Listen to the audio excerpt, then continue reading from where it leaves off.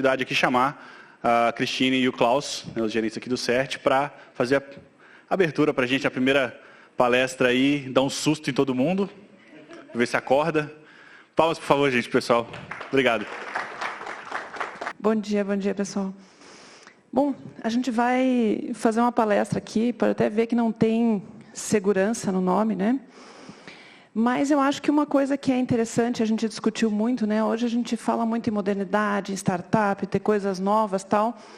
Mas quando se fala em adoção de a base, né? Que é protocolos de internet, que é protocolos novos de segurança, está todo mundo assim nos anos 70, 80. Né? Com sorte, está usando alguma coisa dos anos 90. E isso é uma coisa que a gente queria discutir. Né? O ano é 2020. Se a gente está falando de inovação, se a gente está falando de segurança, tem que usar protocolos modernos, tem que usar segurança moderna. Não dá mais para a gente ficar com o que estava lá, né, no passado. E só para complementar um pouco, pessoal, a gente vai querer motivar vocês primeiro no começo, tá? Mostrar dados dos nossas estatísticas de incidentes. Vocês vão ver, a gente lançou agora, semana passada. Então, isso é em cima de incidentes reais que a gente está observando aqui no Brasil. Tá? Então, a gente não trouxe nada aqui que, isso aqui talvez esteja acontecendo. Tá? E várias dessas tecnologias que a gente vai falar para vocês são coisas efetivas, coisas simples. Tá? Às vezes falta o convencimento só. Por que eu não estou usando isso? A gente vai mostrar alguns ataques onde isso seria realmente efetivo. Tá? Combater isso daí com essas tecnologias. E antes até da gente falar dos incidentes, né? Tem muita gente que não tem muita ideia. Tá? O que é essa internet, né, que a gente acessa? Pensar assim, no Brasil, a internet é grande. Né? A gente tem hoje praticamente 70% de todos os sistemas autônomos da América Latina. Né? Sistema autônomo é uma rede que tem IPs próprios, que tem uma política de roteamento própria e que aí tem mais independência, né, para se defender de ataques de negação de serviço, para escolher conectividade, para ter múltiplos provedores de conectividade. Outra coisa também lembrar, no Brasil, né, todo mundo lembra assim, de 2, 3, quem que me provê acesso? Você lembra de umas 4 organizações, porque a gente está aqui nas metrópoles, né, mas a gente tem mais de 6 mil provedores de acesso no país. E é meio Pareto ao contrário, né? A gente tem 80% da população em cerca de uns 10, 20% de provedores, mais 80% do território coberto por 6 mil provedores de acesso. E isso dá inclusive uma noção para a gente assim, dos desafios, né? Porque 75 tem 1.000 clientes ou menos. E esses são aqueles clientes que vão estar mais vulneráveis, né? Provavelmente não têm acesso ao celular com a última atualização, não têm acesso à internet mais rápida, né? Não têm acesso também a tanta informação. E aí pensar que o Brasil é um dos maiores em termos de interconexão de tráfego também. Né, o ponto de troca de tráfego aqui de São Paulo, o IX São Paulo, mantido pelo NIC, né, uma iniciativa do Comitê Gestor da Internet, é um dos maiores do mundo. É o maior do mundo em número de participantes, é o segundo maior do número em pico e o terceiro maior do mundo em média de tráfego. Né? Quem está ali pau a pau com a gente é Alemanha e Holanda. Né? É o Internet Exchange de Frankfurt e o de Amsterdã. Então, assim, a internet do Brasil é grande. Mas a gente ainda tem muito a crescer. Né?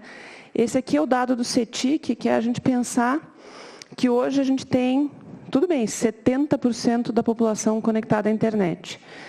Mas, praticamente metade é só via celular. Então, também é muito limitado. Né? Não dá para dizer que a gente é um país que está incluído. Né? O quanto que essas pessoas realmente estão podendo usar a internet para se capacitar, para trabalhar. Né? A gente tem esse problema também de... desafios para atualização desses dispositivos, né? Porque eu acho assim, a gente tem alguns fabricantes de hardware que estão vendendo muito aqui no país, que não permitem atualização. Então, isso para quem está iniciando negócios na internet e tem presença na internet, é pensar assim, sim, né, a nossa população está conectada via celular, mas você tem que assumir que aquele celular é vulnerável e provavelmente está comprometido. Então, nesse ponto, é pensar que muito do que a gente vai falar de protocolos modernos são exatamente para você poder fazer coisas seguras, mesmo você estando num ambiente, né, complexo, que é aquela ideia do Zero Trust. E é interessante também ver como televisão está subindo, né? Aquela história do falando assim, pô, acessando a internet, bom, deve ser, né, streaming, outras coisas, mas é questão de tempo para a gente começar a ter, talvez, aplicativos, né, mais sérios, coisas com mais interação do que streaming também numa TV. E quem é que aqui atualiza a TV? E aplica patches na TV? E qual é a TV que deixa aplicar patches? Então, assim, é um desafio, né? A gente tem um ecossistema aí que é meio complexo, grande, né? E a gente já está vendo, né, nos nossos incidentes, a gente lançou semana passada o release, né, com os dados de 2019, e negação de serviço subiu, continua subindo, subiu muito, e vindo de IoT. Né? Nos outros anos, a maior reclamação era amplificação de tráfego, mas agora é IoT mesmo, é câmera de segurança, é roteador Wi-Fi, é modem, TVs, né? É impressionante a quantidade de TVs e PTVs participando de ataques de negação de serviço. E a gente já viu também celulares, tá? A gente tem uma rede de honeypots em que a gente está pegando exemplares de malware, né, para celular, já minerando criptomoeda, fazendo DDoS. Então, imagina, você está lá com o seu celular, seu plano de dados, querendo fazer um negócio seguro e o mundo ali tentando invadir a sua rede. E uma outra coisa que tanto na nossa rede de honeypots quanto nos incidentes cresceu muito, força bruta de credenciais. Isso é o número 1. Tá? E vocês vão ver a gente falar muito dessa questão de credenciais, porque, infelizmente, essa é uma das coisas assim que está todo mundo parado nos anos 60. Né? Porque todo e qualquer serviço tem o quê? Login e senha. Né? E isso é uma das coisas que está levando ao maior número de comprometimentos, seja de senhas de servidores, seja de dispositivos, contas de e-mail. Contas de e-mail têm um valor altíssimo no mercado negro, principalmente contas corporativas, porque de lá você reseta tudo, você faz tudo, você consegue o domínio, você faz phishing para todo mundo do seu entorno. E hoje você tem cara que chega a ficar 4, 5 meses só lendo as mensagens da organização para quando fazer o ataque o negócio ser certeiro. Né? Então, esse é um dos pontos aí que a gente viu que subiu muito. E, se a gente for pensar assim, hoje, fraude está pouquinho sendo reportado para nós, mas a gente vê muito um efeito que nós vamos discutir depois, porque o pessoal não está mais recebendo tanta fraude, ainda recebe e-mail, um pouco de WhatsApp, só que o pessoal está invadindo o seu roteador de banda larga e fazendo a fraude lá mesmo. E você está caindo na fraude sem nem se dar conta, que é a invasão dos modems nas casas dos usuários. Né? E a gente vai falar um pouquinho disso, porque está afetando tudo. Né? Está afetando vários serviços, não só o setor financeiro. Então, tem que pensar nisso aí também. Bom, DDoS a gente já comentou, e é muito cruel, porque assim, 300 gigabits é o normal hoje, quando o pessoal reporta que recebeu. Né? O pessoal reclama muito para nós da gente gerando ataque de negação de serviço, mas é muito fácil, né? Por quê? Porque está tudo muito vulnerável, né? Está tudo só com login e senha, é força bruta. A maioria desses modems de banda larga, roteadores de banda larga, é invadido por causa de login e senha. Não tem nenhum, né, ataque mirabolante. Ou vem com vários protocolos, pessoal, que permitem essa parte aqui, essa amplificação de tráfego. Né? Então, o seu roteador doméstico lá vem com N protocolos baseados em UDP, cuja resposta é muito maior do que a pergunta, é o cenário para fazer amplificação de tráfego. Né? Você tem alguns milhões de dispositivos desses, e esse tem sido um esforço grande que a gente tem feito no CERT para tentar, vamos dizer, limpar esse nosso ecossistema no Brasil de máquinas que estão contribuindo para esse tipo de amplificação, né? E a gente até destacou um pouco aqui, embora seja já mais técnico, né? Mas as portas, né, de protocolos mais varridas aí, todas as que têm um vermelhinho, que são as citadas no quadro aqui, é força bruta de credenciais. Então, é credencial para administrar servidor, é credencial de e-mail, credencial em roteador, que é os de microtik, é tudo. Então, assim, o negócio é credencial. E é força bruta e eles têm o tempo que for para fazer força bruta de credencial. E lembrar, pessoal, credencial não é só login e senha, né? A gente conhece muita gente que trabalha na área de pentest e fala assim, não, cara, eu começo olhando o GitHub. E é meio frustrante, assim, porque eu invado a empresa só olhando para o GitHub dos desenvolvedores. porque eu acho tudo lá. E saiu, semana passada, a pesquisa da Unit 42, lá da Palo Alto. O que eles fizeram? Eles até explicam bem. Eles usaram umas crawlers, né, no GitHub, via API, para ver o que achava de dados sensíveis divulgados no GitHub. E está aí, 4.100 arquivos de configuração, mais de 2.400 APIs, chaves de API, né? 2.328 senhas e logins hard-coded, né, no código, mais de 2.100 chaves privadas, né, e 1.089 tokens de OAuth. Então, assim, isso é um absurdo, né? Então, não adianta também, estou usando token, mas eu ponho, né, ele lá na coisa, estou usando cripto, mas a chave privada está no GitHub, né? E o que dói um pouco também... A senha do banco de dados, né, está hard-coded ali no... Não, isso eu lembro até a gente viu umas apresentações de pessoal que faz pentest bem sério, eles falam que é frustrante isso, os desenvolvedores não têm a mínima noção. Então, não adianta também você dizer, não, nós estamos usando. Sim, sim, só que está no GitHub, né? Você e todo mundo está usando. E uma das coisas que chamou atenção, eles falaram que vários desses GitHubs são de empresas de desenvolvimento de software. Então, não é o carinha que desenvolve, fez, esqueceu, botou. Pô, você tem empresas grandes que estão deixando tudo público no GitHub. Né?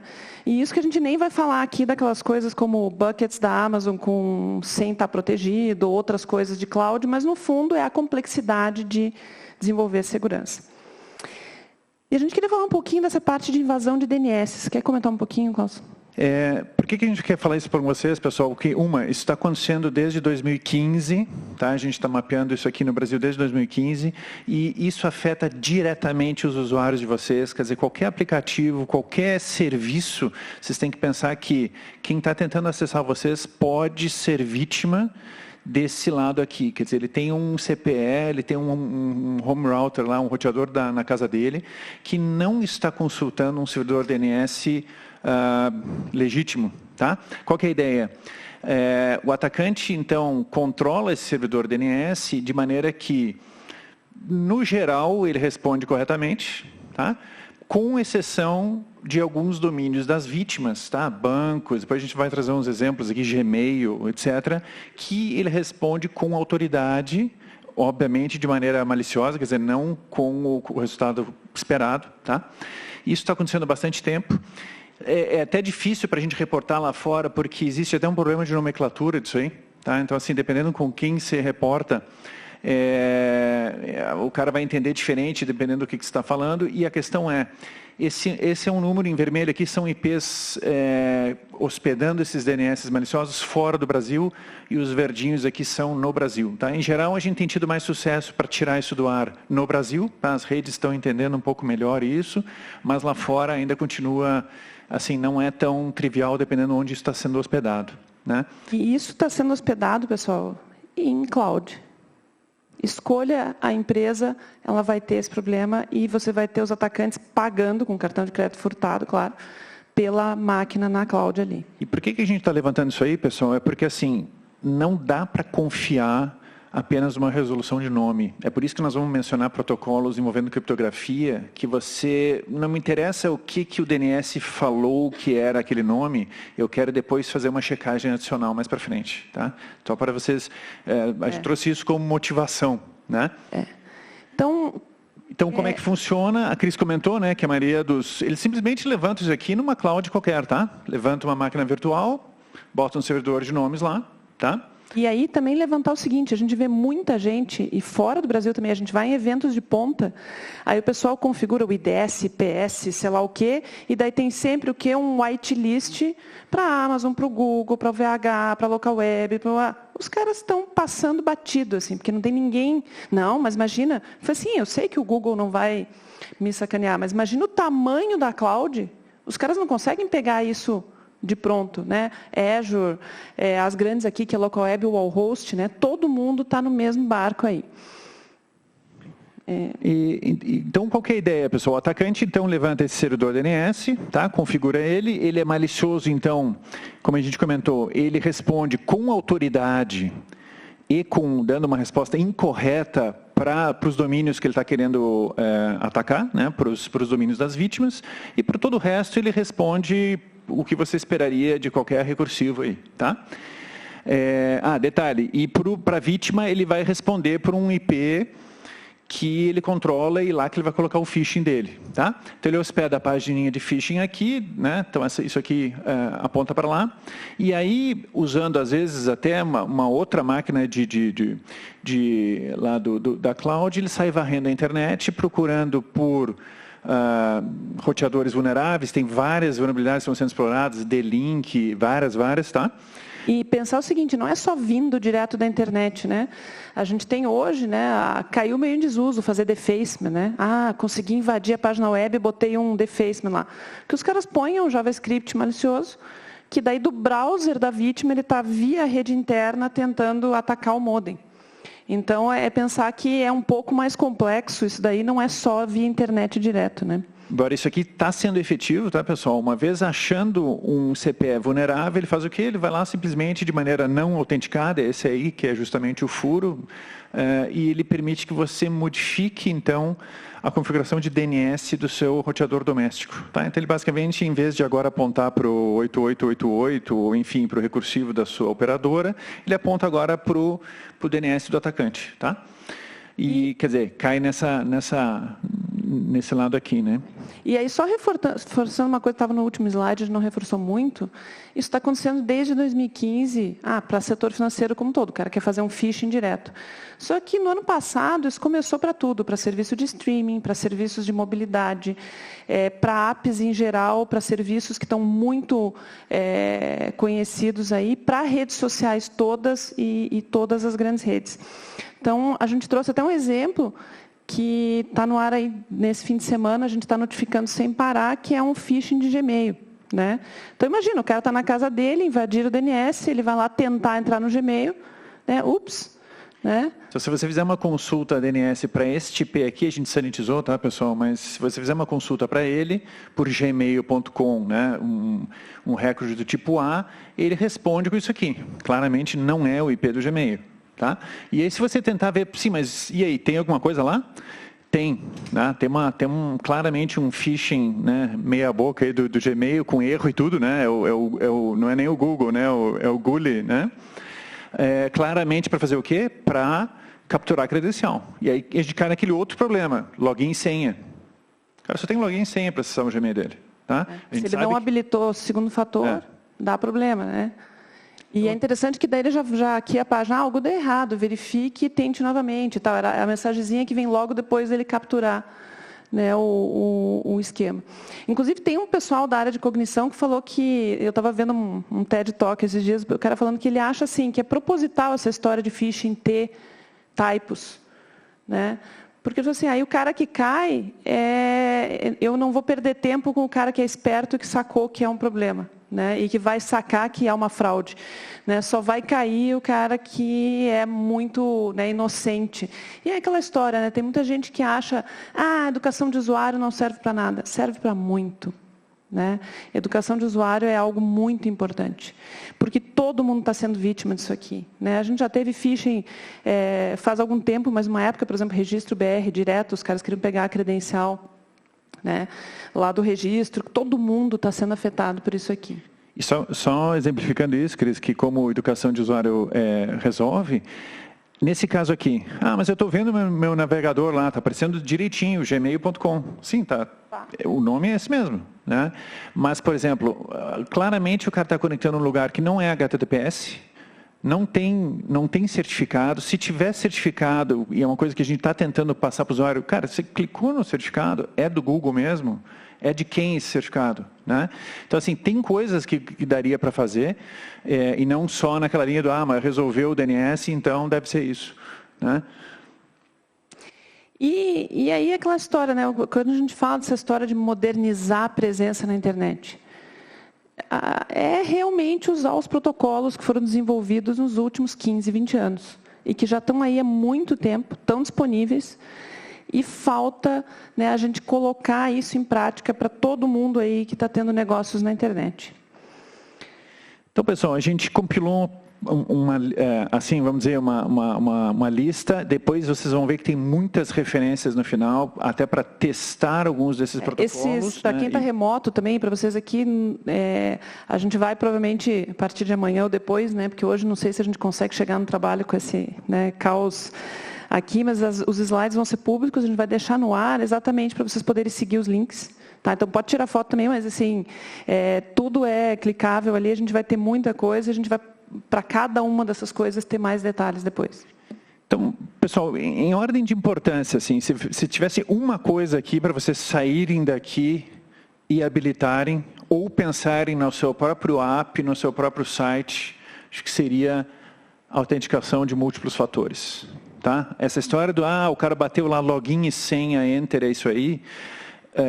Não precisa ser só hardware, tá, pessoal? Hoje em dia, por exemplo, a gente usa lá no CERT, para várias coisas nossas, a gente usa YubiKey, tá? Mas hoje tem várias soluções em software. Você pode ter no seu celular um Google Authenticator, tá? Você pode ter várias outras coisas, só para a gente sair desse negócio que, se o atacante tiver acesso à minha senha, ele faz tudo. Tá? Então, assim, a gente quer evitar isso. Não, ele precisa de mais alguma coisa, vai precisar de um app, vai precisar de algo físico que eu tenho que espetar. Tá? Então, isso daí resolveria muitos dos comprometimentos que a gente tem hoje em dia. Tá, pessoal? Parece nosso besta, mas senha, olha, isso está acontecendo sim na maioria das empresas, dos sistemas, dos sites que a gente tem acompanhado. Vem desde aquele webmail. Tá? Um webmail aqui para o cara acessar quando está viajando, vai olhar lá, login senha. Né? N sistemas corporativos. É o cara do financeiro que ele faz o quê? Bate login senha. Tá? Então, esse é algo para... Mesmo se vocês tiverem terceirizado, por exemplo, a parte de e-mail, tem muitas empresas, por exemplo, terceirizando para o próprio Google ou para outras áreas, tem que habilitar a autenticação de múltiplos fatores. A gente está vendo assim casos trágicos de comprometimento da organização inteira que começaram ali com o comprometimento da conta de e-mail. Que daí era single sign-on e era o mesmo senha do não sei o quê, que era a mesma senha da administração do sistema, que era a senha de um sistema, lá não tinha HTTPS. E aí o atacante fez o quê? Snifferzinho, né? Pegou tudo mais um pouco. Vamos continuando a apagar as luzes aqui e tal, é a tragédia acontecendo. Tá? Resiliência, vamos lá. Resiliência, isso aí. Então, isso aqui, pessoal, acho que é algo importante. Em vários casos aqui é simples, tá, pessoal? Eu já era cliente do serviço XPTO e já sempre teve duplo fator. Vai lá, de maneira sistemática, vai ligando isso em tudo que você tem. Tá? E se você prover esse serviço para os seus usuários, será que a minha aplicação tem como fazer isso? Bota isso aí no seu radar. Tá? Segunda coisa que a gente queria conversar, pessoal, cripto forte em sites web. Tá? Todo mundo aqui já deve ter reparado, browsers modernos hoje em dia, começou com Chrome, Firefox está fazendo isso, Safari também. Se está acessando HTTP, ele já põe lá que o negócio não é seguro.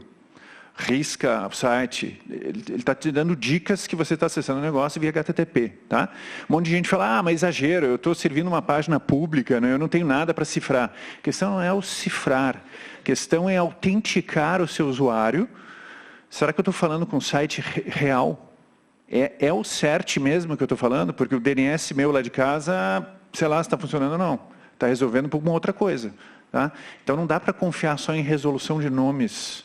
Tá? Então, isso eu acho que é outra questão. O que a gente está... Qual que é a recomendação hoje em dia? HTTPS mandatório. Mesmo que o camarada acesse o seu site via HTTP, você dá um redirect para ele. Não, olha só. HTTPS. Tá? Depois disso, você seta HSTS. Tá? Então, isso é outra boa prática. Quer dizer, depois desse primeiro acesso, o browser vai reescrever a próxima vez, mesmo que o usuário bata lá o seu site, o browser vai saber, não, eu já acessei esse cara antes. Acessei via HTTPS, vai ter que continuar via HTTPS. Ele mesmo vai reescrever HTTP para HTTPS. Tá? Então, é um negócio simples. Tá? Isso aqui, pessoal, para quem usa o SSL Labs, depois a gente tem links lá para o testador, é um bom testador de HTTPS. Para quem acompanha aquele site, viu que eles já estavam alertando que, final de janeiro, eles iam dar downgrade de todo mundo que tinha A no SSL Labs, que ainda suportava TLS 1.0 e 1.1. Eles estavam avisando, nós vamos colocar todo mundo para B, começando agora em fevereiro. Tá? Então, tem vários sites que eram A e agora são B por causa disso. Tá? Então, começa também versões atuais de TLS. Hoje em dia, isso significa 1.2 e 1.3, tá? Com cifras modernas. Tá? Ah, mas como é que eu faço isso? Mozilla tem gerador de configuração, assim, ó, é clique, sabe, escolher o seu servidor web que você tem. É claro que você vai ter que fazer um estudo de os clientes que me acessam têm que tipo de compatibilidades, tá? Não dá para também ir só nesse instante para 1.3, mas eu acho que tem que estar no radar isso aí, já desligar 1.0, 1.1. Cifras modernas que permitam forward secrecy, estudo lá no SSL Labs mostra na hora que você faz o teste do seu site. Então, isso eu acho que é uma boa coisa, tá, pessoal? Um negócio fácil já sobe um pouquinho a barra também, tá? Então, acho que, não sei se você queria comentar alguma coisa aí, Cris, essa parte de HTTPS. O que eu acho, assim, é lembrar hoje, todo mundo, você falou muito site, né? Mas a maioria dos aplicativos estão falando HTTP, né? HTTPS. No fundo, o protocolo é web ali atrás. E tem muita checagem que poderia ser feita no aplicativo. Você pode fazer certificate pinning do site. Ah, mudou o certificado, vai ter que atualizar o app. Sim, é parte do... que é um outro ponto que a gente nem está falando aqui, né? Toda vez que você lança um produto, tem que ter o ciclo de manutenção e desenvolvimento de segurança. Né? E casar isso com o próximo item, que é DNSSEC, que dá para fazer nos apps também. Você consegue fazer coisas muito interessantes com o DNSSEC, estudar a possibilidade de talvez outros protocolos novos, né? Mas lembrar que hoje tudo é HTTP. E aí a gente vê apps ainda usando HTTP e não HTTPS, e usando HTTPS muito ruim, né? Não fazendo certificate pin, não garantindo. Então, assim, tem que dar uma chacoalhada nos desenvolvedores, que eles precisam aprender as coisas modernas. Só relembrando aqui, pessoal, hoje em dia isso aqui está muito mais fácil do que costumava ser, né? Ah, mas putz, eu vou ter que pagar um certificado e tal. Hoje em dia tem Let's Encrypt de graça, né? Se configurou uma vez, um Acme Client da vida, aquilo é renovado, né, de 90 em 90 dias, assim, de maneira transparente. Tá? Então, assim, tem maneiras de fazer isso aqui mais fácil. Eles estavam falando da parte de DNSSEC. A gente tem sorte aqui, a gente aqui no Brasil tem DNSSEC desde 2007, né? 2007, pessoal. Tá? Então, assim, qualquer BR pode assinar a sua zona com DNSSEC. Tá? Não confundir com algumas zonas onde DNSSEC é obrigatório. Tá? BBR, LegBR, acho que tem alguns desses. JusBR. JusBR. Mas o seu BR qualquer pode assinar. Tá? Ah, mas o que eu ganho com isso? Tem alguns ataques aqui, pessoal, aí realmente cache poisoning, que se você tiver um recursivo na sua rede que valide DNSSEC, você pega isso aí. Tá? Então, é uma questão assim, são pequenos pontos incrementais, tá? Não tem nenhuma rede que a gente vá, assim, né, de Wi-Fi, por exemplo, a primeira coisa que a gente faz, esta rede tem um recursivo que valida DNSSEC? É fácil vocês testarem. Essa aqui, sim, tem. Tá? A rede aqui tem. Tenta resolver DNSSEC.fail.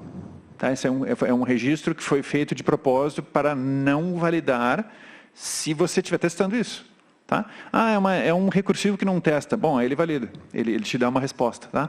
O esperado seria tomar um serve fail desse teste. Tá? A maioria das redes que você vai por aí não valida DNSSEC. Então, e aí lembrar, se o seu app checar, e às vezes depois a gente até vai falar onde for, hoje, com essa nossa população, que metade só acessa via celular, o cara não está usando 4G, 3G o tempo todo, é muito caro, ele vai estar usando o Wi-Fi por aí.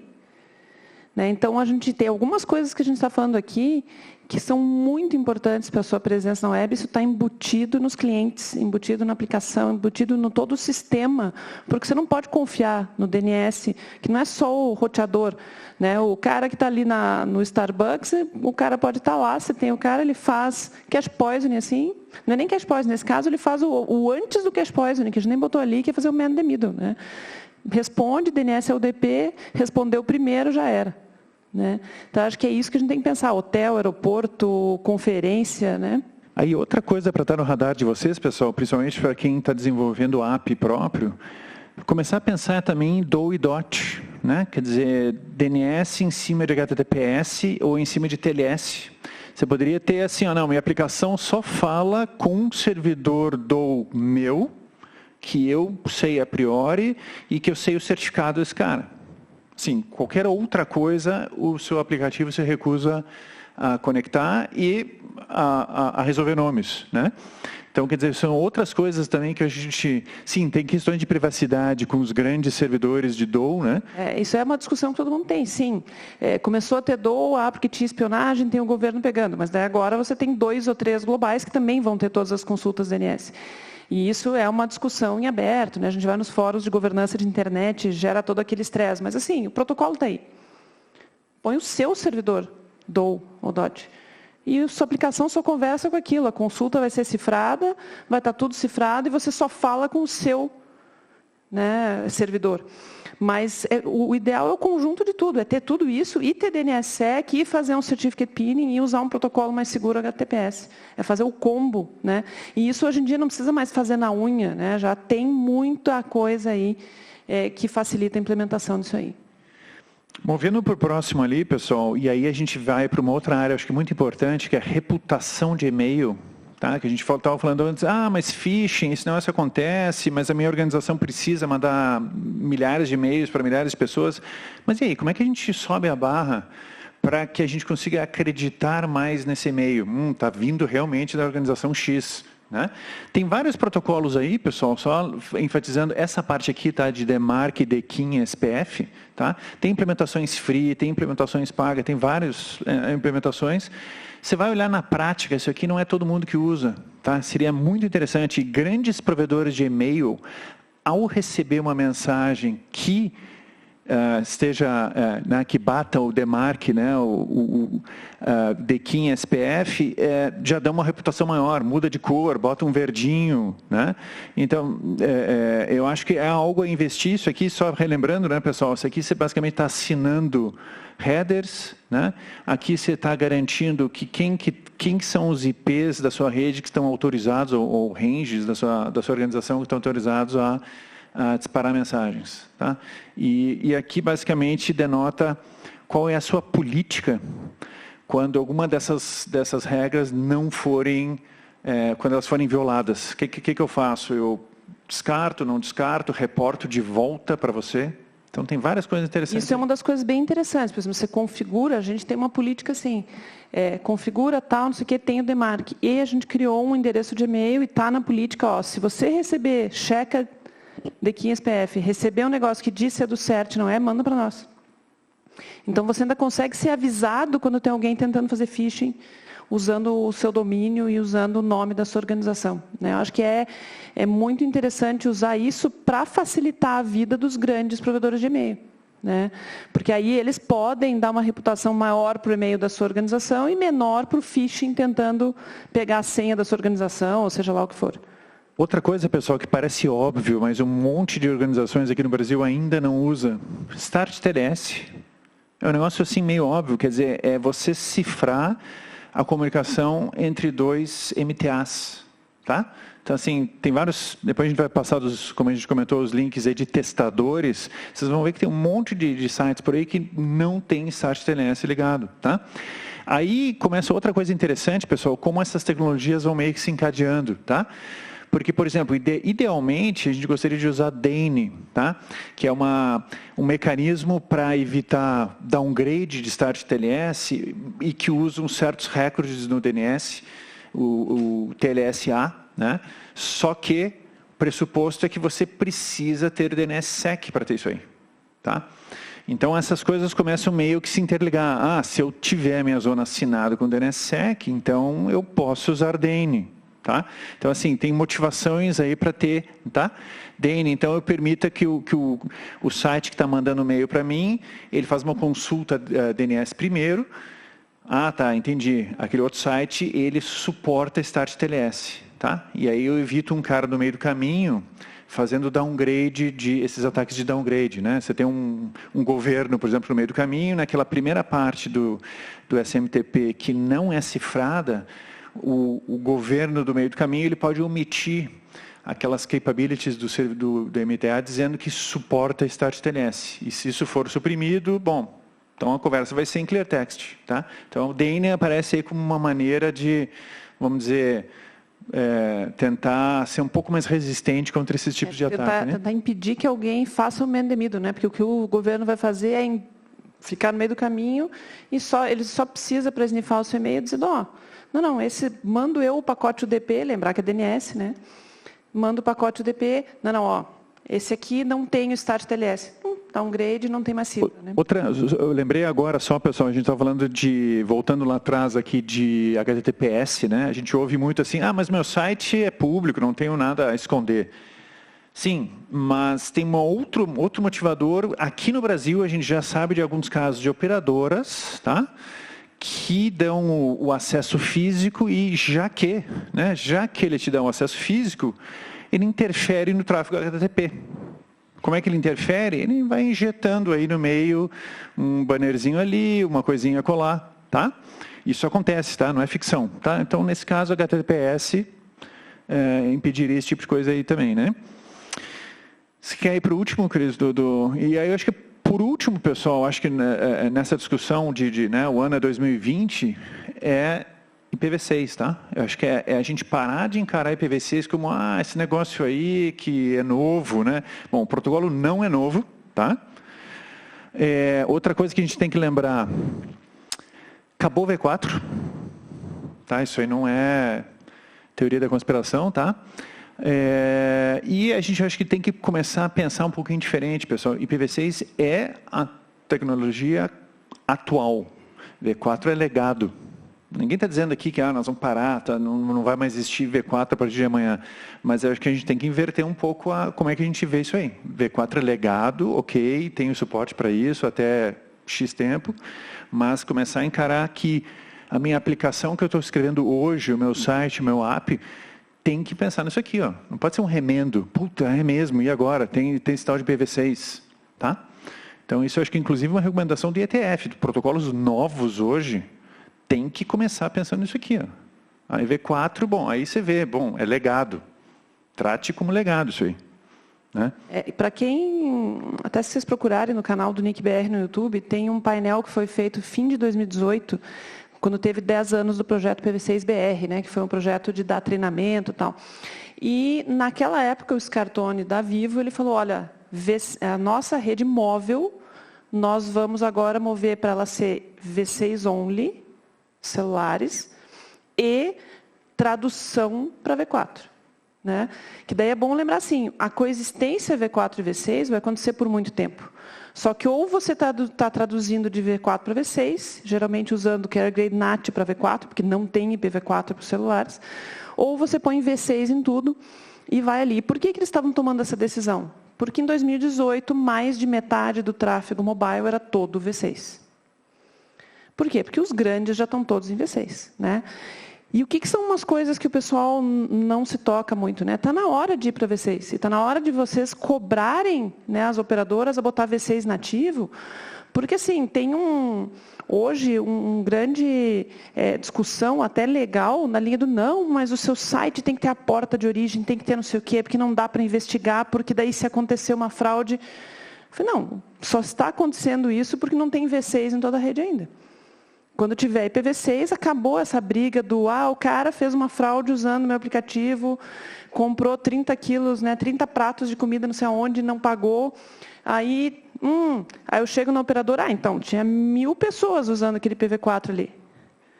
Né? Então, assim, é lembrar que V6, assim, a internet só vai crescer com V6. E hoje, né, a gente já está tendo problemas para tratar incidentes e fazer a investigação de crimes, porque não está usando V6 ainda. E aí você tem o problema do Tostines, né? Mas não tem tanta coisa em V6 ainda, mas não tem V6. É cobrar, é demanda, só que assim, não tem como crescer a internet sem V6.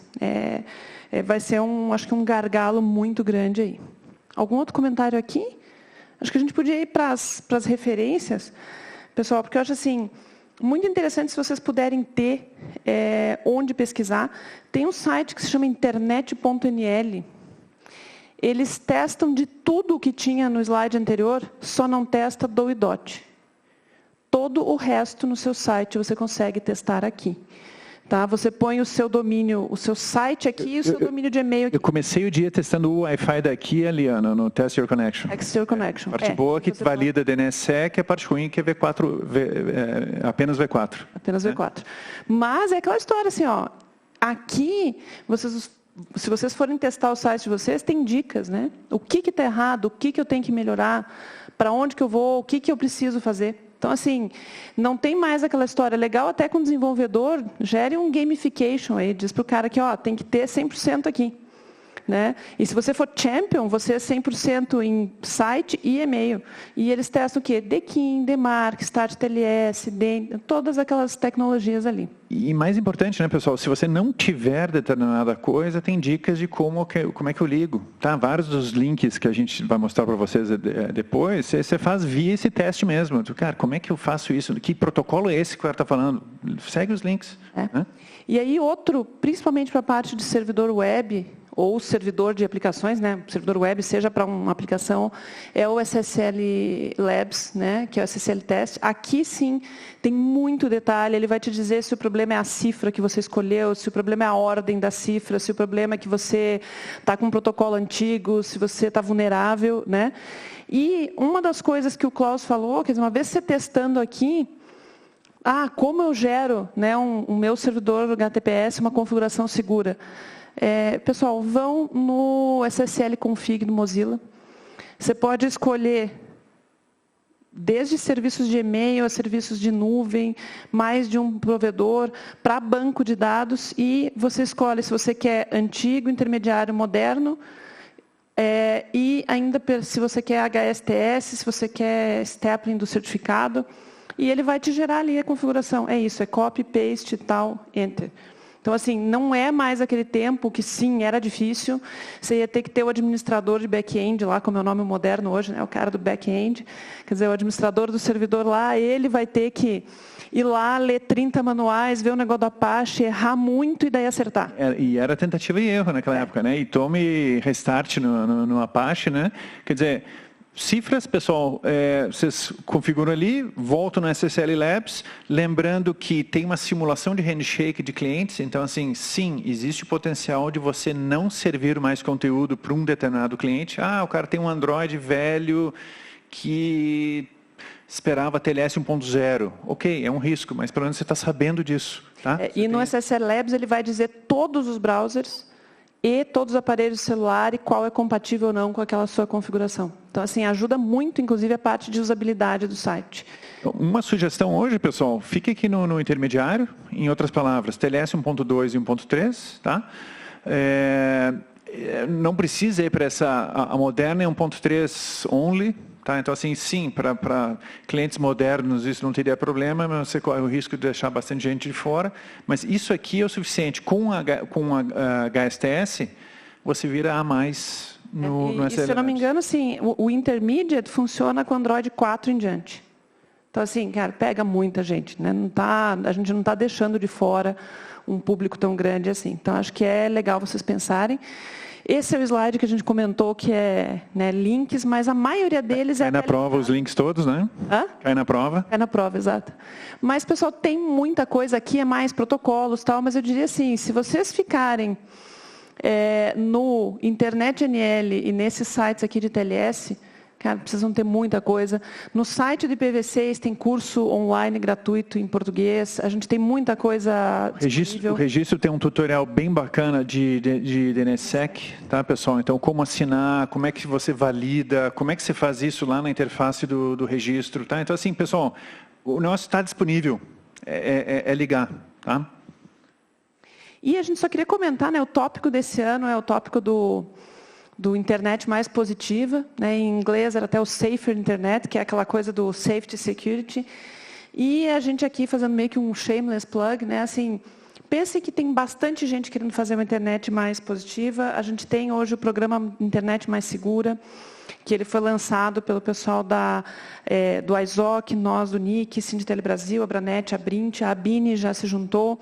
Ele é uma iniciativa do Comitê Gestor da Internet, que é exatamente uma outra área que a gente não falou muito aqui, Tá, mas assim, quem cuida de roteamento, o cara que está cuidando do core mesmo de internet.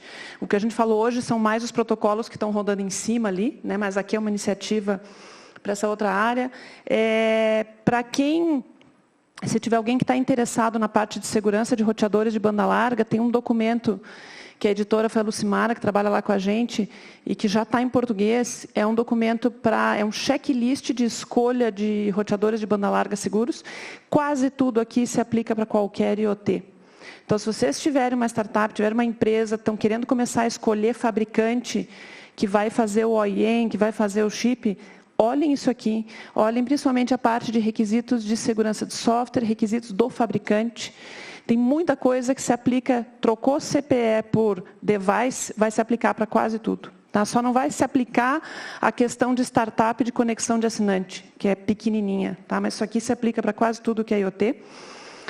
E a gente tem um portal do Internet Segura, que tem o Internet Segura BR, que aponta para várias coisas. Tem lá, aqui são as iniciativas do próprio NIC, né? Mas no outras iniciativas, a gente tem links para as iniciativas da SaferNet, da Unicef, todas as que a gente conhece. Se vocês souberem de alguma que não está listada, manda um oi, assim, que a gente vai lá e lista, né? E quem quiser materiais Creative Commons para usar, a gente tem também. Tá? Muita coisa que a gente desenvolveu no NIC e que usar, a gente tem inclusive material para dar palestra em escola, porque eu acho que a parte da educação do usuário a gente não pode esquecer. Muita coisa ali, ele vai ser o cara que vai notar um negócio estranho. Ih, está estranho. Né? E é ele que vai reportar. Então, pessoal, a gente até queria ter dado tempo para perguntas, a gente não conseguiu, acho que dá tempo de perguntas. Não sei, Alê, se a gente consegue talvez uma perguntinha, como é que está? Sim, acho que a gente consegue dar uma perguntinha assim. Alguém? Ninguém? Ninguém quer agarrar o cubo? Isso, pelo menos para a gente ver o cubo voando. Vamos lá, vamos lá. Falaram que eu não posso jogar, que pode machucar alguém. Ah, Eu ia chutar, mas não deixaram.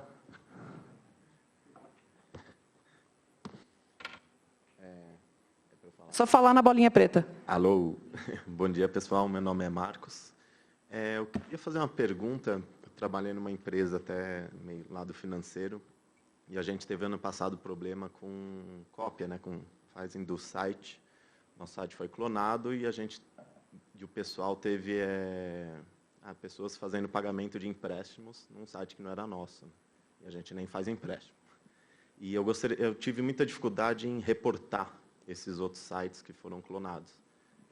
No caso, era um site da Wix, eu consegui entrar em contato com a Wix, eles tiraram o site do ar, mas demorou 2, 3 semanas e teve muitas pessoas lesadas. Né? Aí eu queria saber o que vocês indicam, qual, né, atitude, para onde eu vou reclamar sobre isso, para quem eu posso fazer essas denúncias. Cara, uma coisa assim, se vocês forem eu queria até dizer para você, muito pouco a gente sabe, você vai no site do CertBR, que é cert.br, né? Nosso site está bem antiguinho ainda, mas é porque a gente fica sempre meio que na linha do ou valida, ou está 100%, ou não sei o quê, ou nós não vamos para frente. Então, né, a gente está com o site meio anos 90 ali. Mas, né, HTTPS a mais. Né, tem a área de publicações. Se vocês procurarem, tem uma publicação que é recomendações para notificação de incidente de segurança. Mas eu acho que é um desafio. A gente tem notificado muito, a maioria das estatísticas que a gente tem são até notificações que a gente faz em conjunto, seja com organizações financeiras ou não.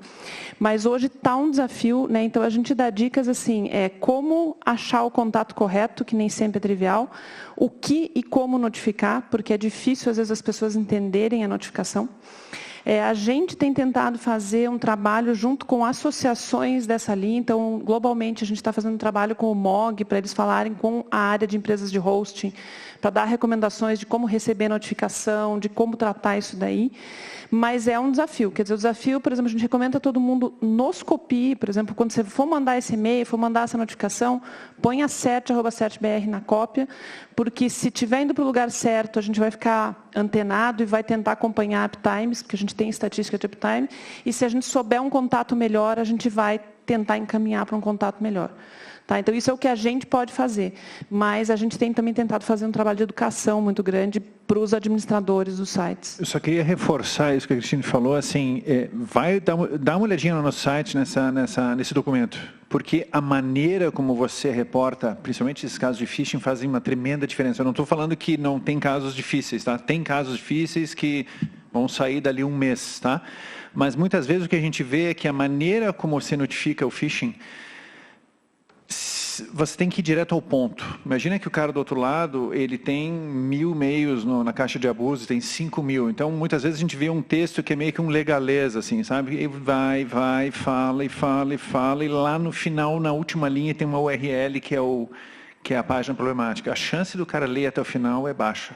Tá? Porque, assim, todo mundo tem um esquema violento de triagem. Então, a gente sabe, todo mundo tem milhões. Então, a gente lá sugere, inclusive, algumas palavras bem específicas, palavra-chave, como determinar um determinado tipo de ataque. Né? Você fez certo, você notificou quem estava hospedando, né? Talvez, como dica, talvez dar uma revisada na maneira como você escreveu, copiar o CERT, né? Nos copie, que isso vai entrar num sistema nosso de acompanhamento para ver se esse negócio está no ar ou não, né?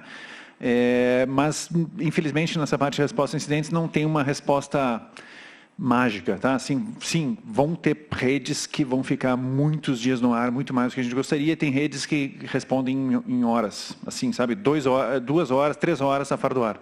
Então, não tem, assim, uma regra, mas dá para melhorar suas chances com um texto bem escrito, tipo, qual é o problema? Por que estou entrando em contato?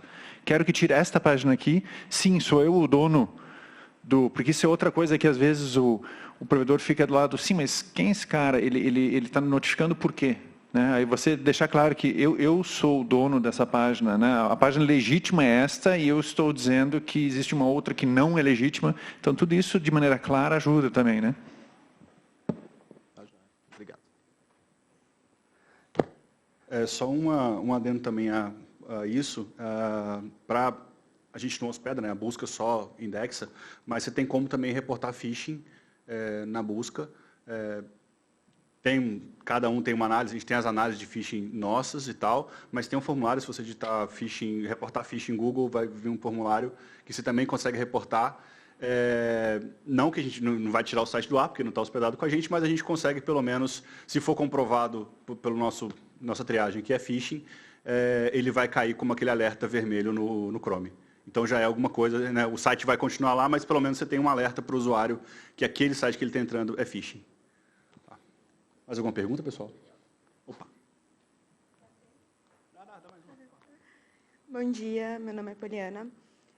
O CERT tem um contato bastante grande, através do registro BR, com a galera dos ISPs, o que facilita um contato um pouco maior na questão de segurança. E com a galera de dev? Como conseguir conciliar um pouco melhor? Ou, por exemplo, a minha empresa que é desenvolvedora, como tentar esse contato maior com o CERT? Ou, enfim, fazer esse tipo de trabalho, porque segurança sempre é um buraco negro ainda dentro do ambiente técnico, né? E essa questão, assim, se é web, é CERT, como promover mais contato com a parte de desenvolvimento mesmo? Se alguém tiver uma sugestão, né? Porque eu acho que assim, tem uma coisa que é difícil, porque a gente tem hoje o pessoal de desenvolvimento, né? A gente teria que, antes de conversar com o pessoal de desenvolvimento, se alguém souber como é que a gente conversa com o pessoal que está nas universidades ensinando os desenvolvedores e nos cursos técnicos. Porque eles ainda saem de seja qual for a formação, com uma visão, que segurança atrapalha, 2, que segurança alguém vai resolver depois. Não, mas só alguém vai resolver o meu problema de segurança. Ou com a visão que não, a linguagem X que eu uso não tem problemas. E esse é um desafio grande. Por exemplo, a gente, nos eventos do CWeb, a gente já deu uns tutoriais de desenvolvimento seguro para a web, já tentou fazer, mas é complicado, porque assim, o que a gente precisaria era como é que você envolve os que estão ensinando, né? E esses mitos, eles vão ficando. Né? Então, a gente, por exemplo, tem cursos que a gente dá para a área de tratamento de incidentes, em que a gente fala, olha, às vezes o trabalho é de formiguinha dentro da sua organização. Né? Hoje, se vocês procurarem no GTS, eu não sei que número de GTS, mas está no YouTube, o pessoal da Globo deu um tutorial, o pessoal do Globo.com, de um dia inteiro de desenvolvimento seguro web no GTS. Isso está gravado, os slides são públicos e tem... Eu acho que é maio de 2019, foi aquele de Belém, né? Foi o de Belém, foi maio de 2019. Mas está no YouTube, os slides estão públicos, tá? É fenomenal porque, assim, é desenvolvimento web seguro e no GitHub tem código. Quer dizer, o código vulnerável, como é que eu arrumo o código, como é que eu arrumo o código. Mas é né, um mundo de coisas. E eu acho assim, tem muita coisa que cada um tem que fazer a sua parte. E assim, sim, vai ter algo que é o cara que cuida do banco de dados que vai ter que fazer, vai ter algo que é o desenvolvedor, vai ter algo que é o cara que cuida do servidor web, vai ter coisas que você vai ter que cobrar da empresa de cloud que você está usando, se ela deixa fazer aquilo ou não, né? Então, eu acho que assim, hoje o ecossistema está complexo, mas eu acho que o principal é tentar passar a mensagem, olha, todo mundo é parte do problema e é parte da solução. Não tem como a gente garantir a solução. Por exemplo, os protocolos estão aí, mas se eu não tiver os desenvolvedores usando, né? E aí tem um outro ponto que a gente fala, às vezes seria interessante uma demanda de mercado. Tipo assim, não, eu sou uma empresa grande, tem que ser tal coisa. Eu sou governo, só vou contratar quem tiver tal coisa. Então, assim, a gente começar a ter um pouco de demanda, mas não tem uma solução simples, né? A gente tem tentado, via outras organizações, influenciar, tem tentado dar dicas para quem tem uma instituição de como que internamente você consegue cuidar disso aí, né? A gente tem também, acho que, coisas importantes do ponto de vista de levar a mensagem para quem interage com os desenvolvedores, só que tentar não ter enfrentamento, né? Porque, no fundo, é complicado. A gente sempre recomenda para o pessoal, se tivesse assim, um livro, você comprar e esquecer na mesa do pessoal de development, é um livro que se chama de 24 Sins. São os 24 pecados de desenvolvimento de software.